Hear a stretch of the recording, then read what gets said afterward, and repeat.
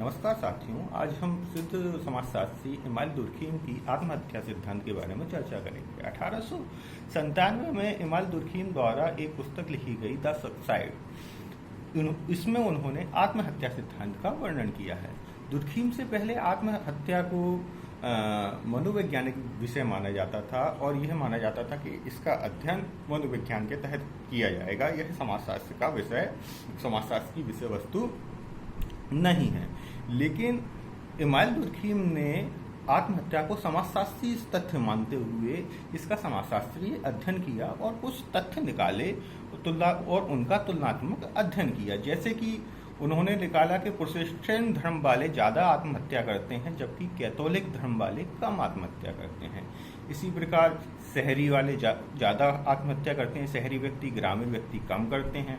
अविवाहित ज़्यादा आत्महत्या करते हैं, विवाहित कम करते हैं। सैनिक ज़्यादा आत्महत्या करते हैं, सिविलियन कम आत्महत्या करते हैं। महिलाएं ज़्यादा आत्महत्या करती हैं, पुरुष कम आत्महत्या करते हैं। गर्मियों के मौसम में ज़्यादा आत्महत्याएं होती हैं, जाड़े के मौसम में कम आत्महत्याएं होती हैं। यह तुलनात्मक अध्ययन इमाम दुर्खीम द्वारा किया गया और इन निष्कर्षों के आधार पर दुर्खीम ने यह बताया है कि आत्महत्या व्यक्तिगत ना होकर सामाजिक होती है।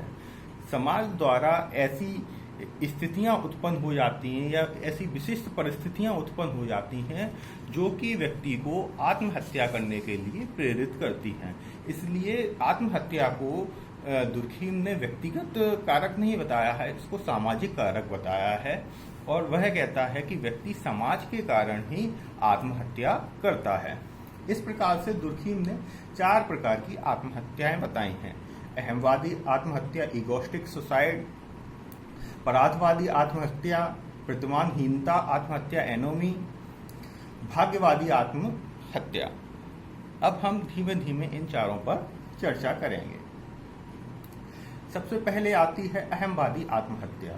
जब व्यक्ति अपनी निजी असफलताएं और दुखों से परेशान हो जाता है और उनसे निपटने के लिए, उनसे मुक्ति पाने के लिए व्यक्ति को कोई रास्ता नहीं दिखाई देता है और वह मृत्यु को चुन लेता है, तो इस प्रकार की आत्महत्या को अहमवादी आत्महत्या दुर्खीम द्वारा माना गया है। जैसे किसी चीज में असफल हो जाता है, परीक्षा में असफल हो जाता है या कोई दिवालिया हो जाता है या कोई व्यक्ति का तलाक हो जाता है तो वो तलाक से दुखी होकर आत्महत्या कर लेता है। मतलब निजी समस्याओं से दुखी होकर जब व्यक्ति आत्महत्या करता है तो ऐसी आत्महत्याओं को दुर्खीम अहमवादी आत्महत्या बोलते हैं। दूसरी आत्महत्या है परार्थवादी आत्महत्या। नाम से स्पष्ट है, परार्थ मतलब दूसरों के हित के लिए की जाने वाली आत्महत्या। यह अहमवादी आत्महत्या के बिल्कुल विपरीत है।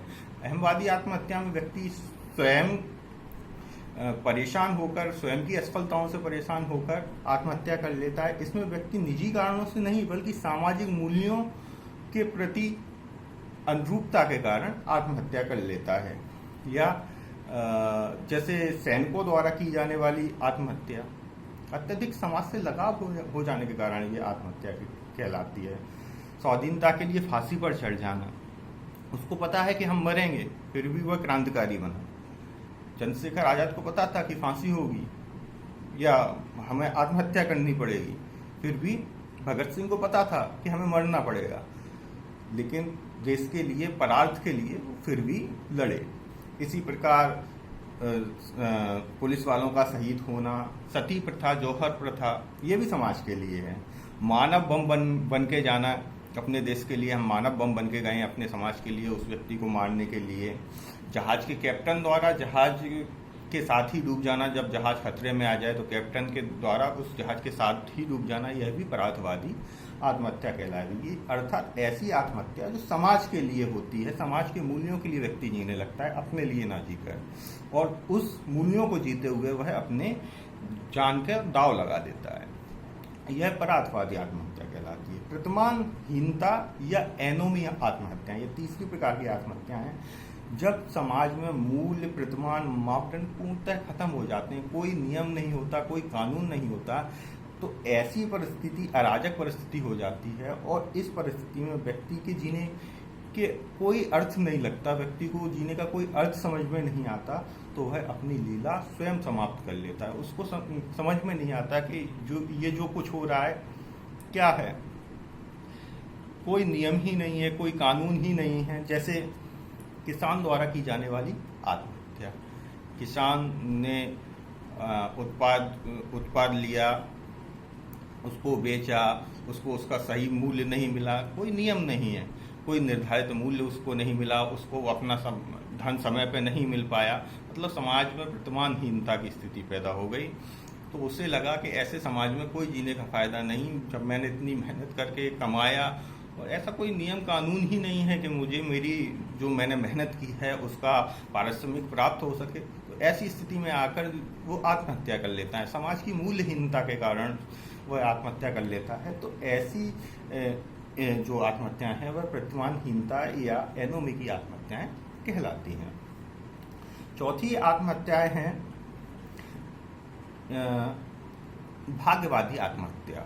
भाग्यवादी आत्महत्या प्रतिमानहीनता आत्महत्या से बिल्कुल विपरीत है। जब समाज में नियम प्रतिमान व्यक्ति के ऊपर इतने हावी हो जाते हैं कि उसको आत्महत्या करनी पड़ती है, वहाँ पर समाज में प्रतिमानहीनता वाले समाज में मूल्य और प्रतिमान नहीं बचते हैं। यहाँ पर प्रतिमान व्यक्ति के ऊपर इतने हावी हो गए कि उसको भाग्यवादी आत्महत्या करनी पड़ी। जैसे विधवा, कोई विधवा है, समाज के मूल्य इतने ज़्यादा उसके ऊपर हावी हो गए कि आपको इस तरीके के कपड़े पहनने हैं, इस तरीके से रहना है, यहाँ नहीं निकलना है, इससे बात नहीं करना है, इतने ज़्यादा समाज के मूल्य उसके ऊपर हावी हो गए कि उसे लगा कि इससे तो अच्छा है कि मैं मर ही जाऊं, और वह आत्महत्या कर लेती है।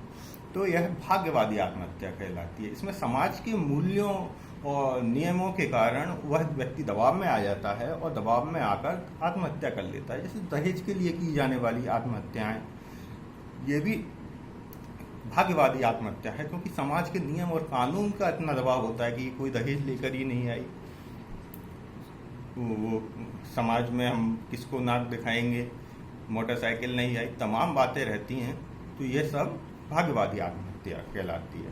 प्रतिमानहीनता की जो आत्महत्या है वह औद्योगिक समाज की विशेषता होती है। और पराधवादी जो आत्महत्या है वह सरल समाज की विशेषता होती है। सरल समाज मतलब ग्रामीण समाज होते हैं, जनजातीय समाज होते हैं, उन समाजों में इस प्रकार की आत्महत्याएं ज़्यादा पाई जाती हैं। पराध अपने राष्ट्र के लिए मर जाना, अपने समूह के लिए मर जाना, ऐसी आत्महत्याएं। मुझे लगता है ये वीडियो आपको अच्छा लगा होगा। अपनी प्रतिक्रिया जरूर दें। धन्यवाद।